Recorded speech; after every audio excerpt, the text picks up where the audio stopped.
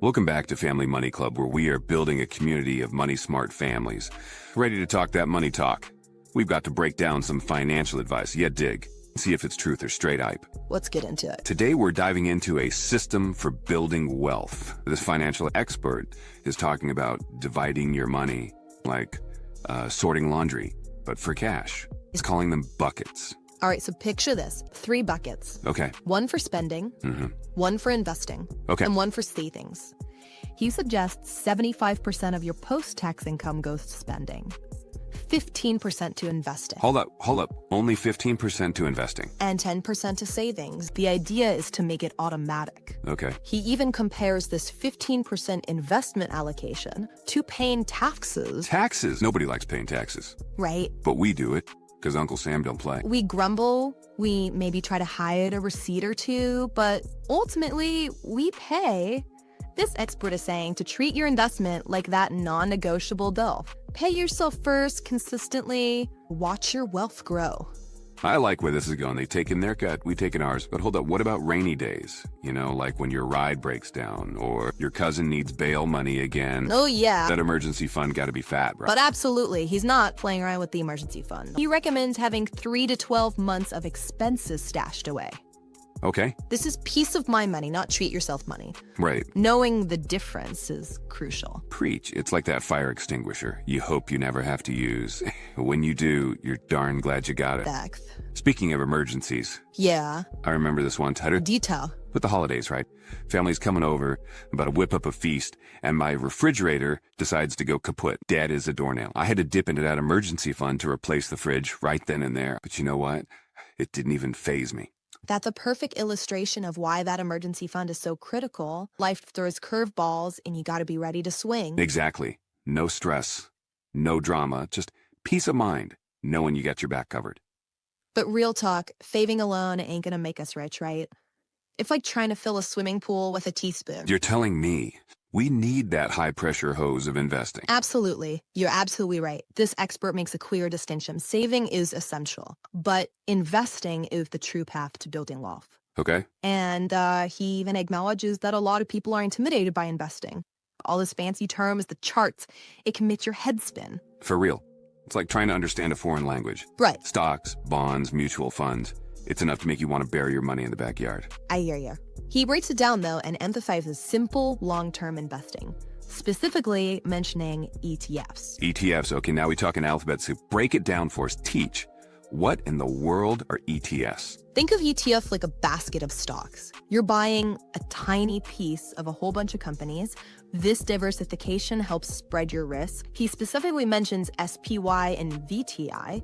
SPY tracks the S&P 500, which is like the all-star team with the stock market. Okay, And VTI is like the entire league covering the whole stock market. but how does just buying these ETFs actually make us money? It sounds like they magically multiply overnight. Right. That's where the concept of passive investing comes in, planting a seed and letting it grow.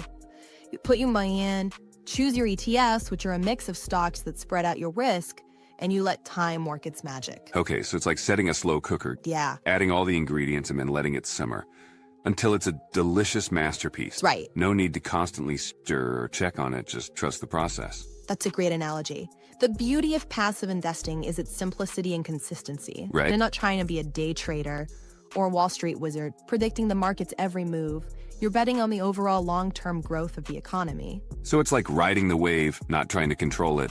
Surfing the market, baby. Yeah, But what about all those folks who brag about their stock picking skills? Are they just lucky? Or is there a method to their madness? this expert has a strong opinion on that, and you might find it surprising. He claims that 98% of people are better off being passive investors. Hold up, that means only a tiny fraction of folks out there are actually winning at this stock picking game. That can't be right. There are tons of people flashing cash online. Yeah, well, he breaks it down. Be consistent with your investments, keep it passive by not trying to outsmart the market, and automate the process by setting up regular contributions to your investment accounts. Okay, so it's like setting up those automatic bill payments. No more missed deadlines, no more late fees. Just steady progress towards those financial goals. I can get behind that, but hold up, even with automatic payments, what about those scary market crashes? Remember 2020 when the world went crazy? How do we ride that roller coaster without losing our lunch? Right. Well, this expert uses a powerful analogy. It says you got to be like the tree in a hurricane, bend, don't break. I love that. Trees are strong, they weather the storm, but how do we apply that to our investment? How do we stay calm when everyone else is running around like chickens with their heads cut off? He emphasizes the importance of understanding market cycles. The market goes up, it goes down, it's like a dance. But over the long term, it's always trended upwards. So the key is to stay invested, even when things get rough. Not panic and sell everything when the market takes a dip. Exactly. Don't let your emotions drive your investment decisions. Okay. Those market downturns, the sales, are actually opportunities to buy more assets at a discount. It's like Black Friday for the stock market. I'm all about getting a good deal. But let's get real. Even with this buy low, sell high strategy, where do I even start? He suggests starting with those broad market ETFs we discussed earlier, SPY and BTI. Okay. They offer diversification, and you can get started with relatively small amounts of money. You don't have to be a millionaire to start investing. Okay, so even if I'm working with a tight budget, I can still get in the game. I like that. But what about folks who ain't afraid of a little risk? Yeah. The entrepreneurs, Yeah. the side hustlers, the folks who are always looking for that next big opportunity. He acknowledges that not everyone is cut out for this set it and forget it passive investing. Some people thrive on being more hands-on with their money. They might want to pick individual stocks, flip houses, invest in crypto, or start businesses. Okay, so for all my risk takers out there, I see you. But ain't that like super risky? It's like jumping out of a plane without a parachute. He stresses the importance of thorough research and understanding the risks involved. This ain't gambling, folks. It's your future we're talking about. And it's not a get-rich-quick scheme either. It takes time, effort, and a willingness to learn and adapt. So it's like any other hustle. Yeah. Put in the work if you want to see the rewards. No pain, no gain, right? That's right. And remember, diversification is key. Okay. Even when you're being more active with your investments, so don't put all your eggs in one basket. Spread them out, so even if one basket tips over, you still have plenty of eggs left. Diversification, got it. Spread that risk like butter on toast. Anything else we need to know about active investing before we wrap up this part? He makes one crucial point. Make sure you have your financial house in order before you start taking bigger risks. Have that emergency fund locked and loaded. Be living below your means so you're not drowning in debt. And then, and only then, consider venturing into these riskier waters. That's some solid advice. Don't build your house on sand, build it on a rock-solid foundation. So we've covered passive and active investing, but I have a feeling there's more to this wealth-building journey than just picking the right stocks or ETFs. This expert, he takes it to a whole other level, talking about the mindset just needed to truly become financially free. He calls it the decade of sacrifice. A decade? Hold up, that sounds intense. We're talking like monk-level sacrifice here. No more takeout, no more new shoe. It's not about giving up everything you enjoy. It's about making intentional choices. Okay. Think delayed gratification. Okay. Like resisting that urge to splurge on the latest gadget or designer bag. Think long-term goals, not short-term thrills. So it's like saying no to that flashy new car that's going to lose half its value the second you drive it off the lot. Exactly. Or maybe skipping that overpriced latte that costs more than my monthly gym membership. Exactly. Instead of chasing those fleeting material possessions, focus on investing in experiences, your education, your health, your relationships, things that truly enrich your life. Remember, you're building a rich life, not just a fat bank account. Okay, I'm feeling that. Investing in myself. Even with all this smart saving and investing, sometimes it feels like there's just not enough money to go around.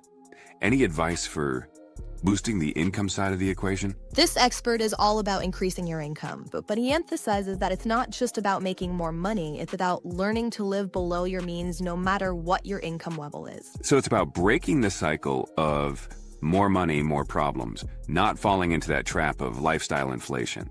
Exactly. Just because you get a raise or land a better paying gig doesn't mean you have to upgrade your lifestyle. Resist the urge. Keep up with the Joneses. Stay focused on your goals. Stay disciplined, even when those dollar bills start stacking up.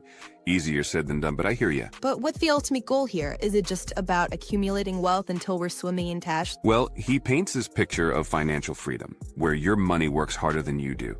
Imagine your investments generating enough passive income to cover your expenses, allowing you to pursue your passions, travel the world, or spend more time with your family, all without worrying about a paycheck. Now that's the dream, living life on my own terms. But how do we get there?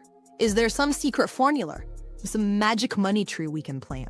He emphasizes the power of compounding. Okay. It's that snowball effect we talked about earlier. Yeah. Consistent investing, even small amounts, can lead to exponential growth over it. It's like planting a tiny seed that grows into a mighty oak tree, but you gotta be patient. So it's a marathon, not a sprint. We gotta be in it for the long haul. That's right. Building wealth takes time, discipline, and a willingness to play the long game. But he assures us the rewards are worth it. All right, fam, we've covered a lot of ground today. Buckets, passive investing, active investing, mindsets, and the power of compounding. That's a lot. So final verdict, is this expert's advice truth or hype? Based on everything we've unpacked, I'd say it's a resounding truth. The principles are solid, the strategies are practical, and the message is clear. Financial freedom is within your reach. This has been an eye-opener. What are your biggest takeaways, fam? Drop a comment below and let us know. Keep chasing those money dreams, and remember, we're all in this together. Thank you for listening to Family Money Club.